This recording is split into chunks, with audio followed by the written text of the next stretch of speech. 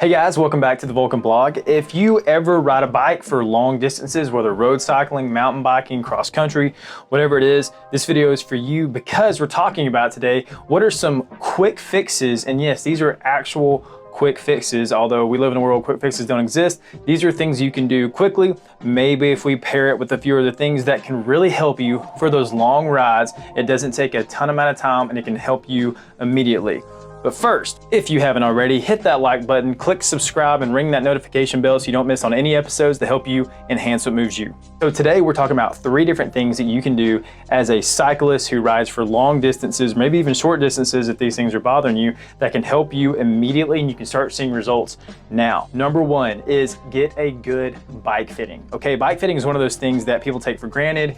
There's so many folks riding mountain biking, road cycling, whatever it is, and we're doing it on bikes that aren't set up for our body, and that is a no-no. They don't ship out of the box set up for us. We don't buy them from the store set up for us.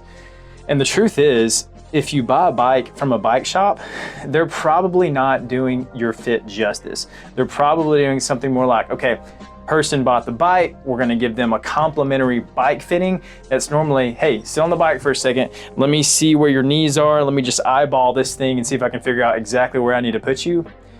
That's not a good bike fit. It's gonna leave your body in a position that's not efficient and not comfortable. A good bike fit is gonna take into account your stability, your mobility, how mobile are your legs, how mobile is your back, several different factors, your knee angle, your hip angle, your back angle, your neck angle.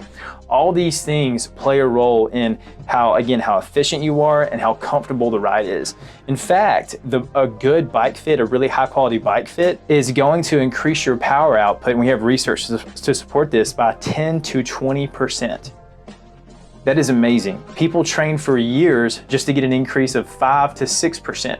But in a good bike fit, you can see that almost immediately carrying over into your next race quickly. Another thing, and this is a way to eyeball, see if your bike fit's good. If they're able to do your bike fit in 10, 20, 30 minutes, that is not a good bike fit. There's simply too much to look at. There's too much testing to be done to get a high quality bike fit. You should probably be in there at the very least 45 minutes, but more likely hour and a half to get a really good bike fit. But after that fit, you're done. Your bike is set up for a long time. You're gonna have a more comfortable ride. I guarantee the next time you go hit the trails, if you've been riding consistently, you're gonna PR all your trails simply because that bike is now made for you and made for your body. The second thing that you can do that will give you quick results is something that we've had research on for a little while now.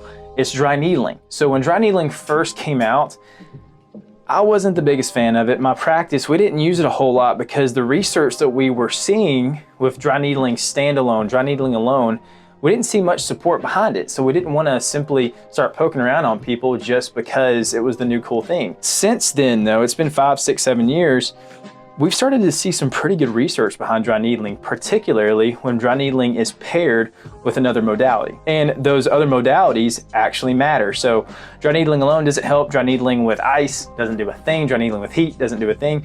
But dry needling coupled with electrical stimulation, or dry needling coupled with our forte here, blood flow restriction, has been shown to be tremendously helpful. We love pairing it with BFR for the most part because we are seeing amazing results. And why can this help you with long rides if you're riding for 2, 3, 4 hours? Or maybe these are problems that are just arising from you, particularly in the neck. This can help you tremendously because it's going to allow your muscles to start to strengthen appropriately. When you dry needle, you're actually creating a wound, but setting the body up on the healing cycle to help heal the wound. So the one that keeps coming up is that neck issue. If you have a neck issue that's chronic, it's always going on. Every time you ride the bike for a long period of time, you start to feel this.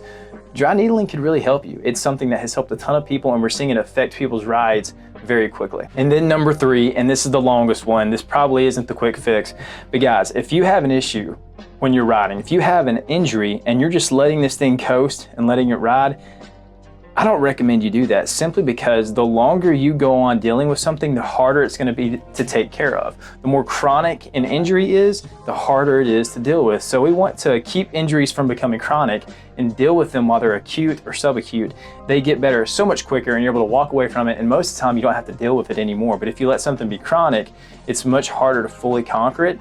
Just don't let it get there. So particularly with riding a bike, we want to ride, we want to go out and do our thing without having to worry about this chronic neck or shoulder issue that I've been having. But if it continues to get worse, go find a quality PT, find a quality doctor, have them take a look at it, and then start taking the right steps to deal with it. There's too many people walking around with things that they simply don't have to walk around with. We can deal with it. We've got too many amazing tools that have been proven to help people. So find somebody that can help you. We would love to do it if you're around here. Or if not, you can shoot us a message. We can try to help out. So those are 3 things that you can do to help you ride longer without having that nagging issue come up, ride more effectively, ride more efficiently with more power. These are things that everyone who rides a bike consistently really should do. It will change your whole world when you're biking. It's definitely worth checking into. So hope this was helpful, guys. If you have any questions, shoot us a message. Let us know in the comments, what are the things that you're dealing with as a biker? Are you dealing with neck issues, shoulder issues?